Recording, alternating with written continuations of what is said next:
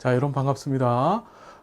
우리 오늘 제 19회 인간행동과 사회환경의 19번 문제 풀어볼게요.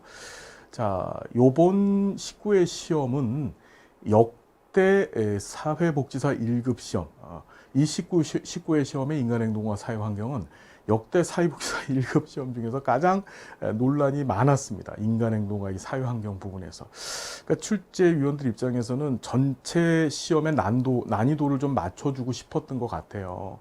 그래서 다른 영역들은 조금 쉽게 출제를 했고, 반에서 이제 처음에 기선을 잡기 위해서 학생들한테 기선을 잡기 위해서 인간행동과 사회환경을 좀 어렵게 내보자라고 하는 그런 의도가 아주 역력히 보였던 시험인데, 안타까운 것은 뭐냐면 출제위원분들이 준비를 잘 안 하셨던 것 같아요. 그래서 문제상 오류가 많았고, 결과적으로 최종 정답이 나왔을 때는 뭐 전체를 다 맞게 해준다든지, 또는 한 선지에 대한 선택만 맞게 해줘야 되는데 뭐 2개, 3개를 다 맞게 해준다든지, 이런 문제가 여러 개 있었습니다. 그 중에 하나가 바로 이 문제죠.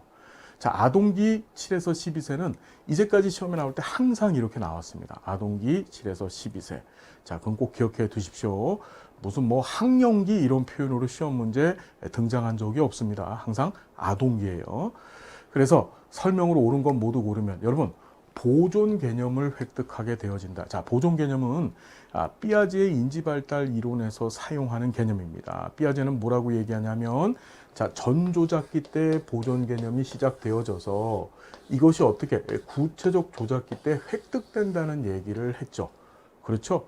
여러분, 아동기는 삐아제에게 있어서 무슨 기입니까? 예, 구체적 조작기에 해당하는 거예요. 그러니까 획득한다, 맞습니까? 틀립니까? 예, 맞는 얘기가 되겠죠. 그러니까 기억은 맞는 겁니다. 자, 두 번째, 분류화, 유목화가 가능하다. 맞습니다. 자, 분류화 또는 유목화. 이게 또 서열화도 가능해지죠. 분류화 또는 유목화 또는 서열화라고 하는 인지적 기능이 형성되는 때도 언제다? 바로 이 삐아제의 구체적 조작기 때입니다. 이해가 되시죠? 그 구체적 조작기가 다시 뭐라고요? 아동기입니다. 그러니 이것도 맞는 얘기가 되겠죠. 자, 문제는 가설 연역적 추리가 가능하다라고 했어요.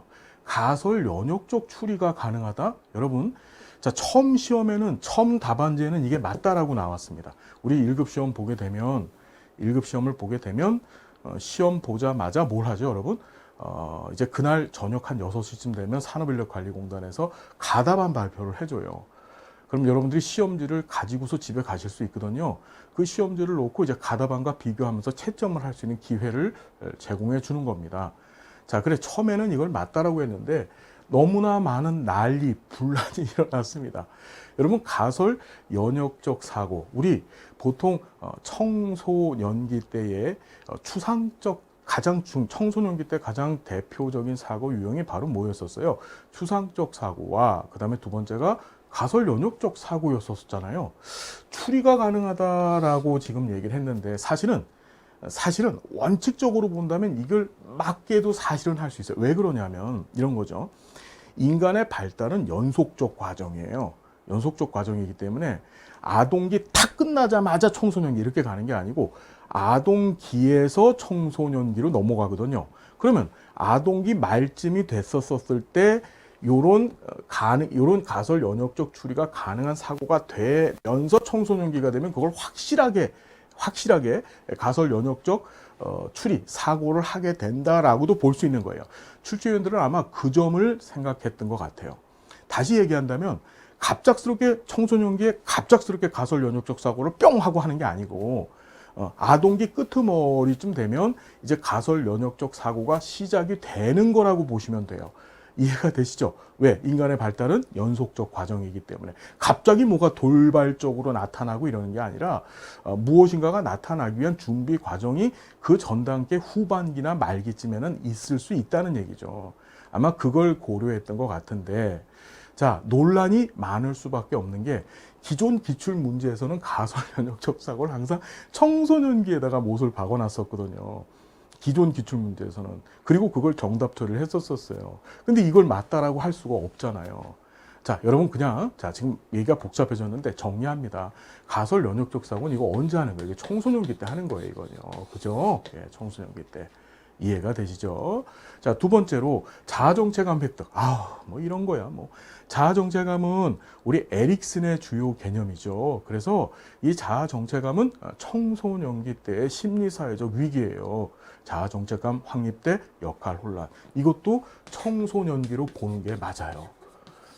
무슨 말씀인지 아시겠죠? 그래서 답은 어떻게 기억하고 니은, 즉 3번으로 보는 것이 맞더라. 무슨 얘기인지 이해가 되시죠, 여러분? 자, 요렇게 정리를 좀 해보겠습니다.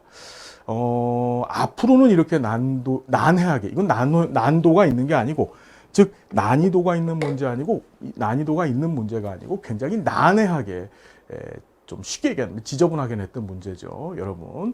자, 그래서 각 발달 단계별 특징을 가지고 우리는 정리를 좀 해주시면 되더라. 자, 오늘 여기까지 하고요. 다음 시간 또 우리 행복한 모습으로 만나 뵙겠습니다. 감사합니다.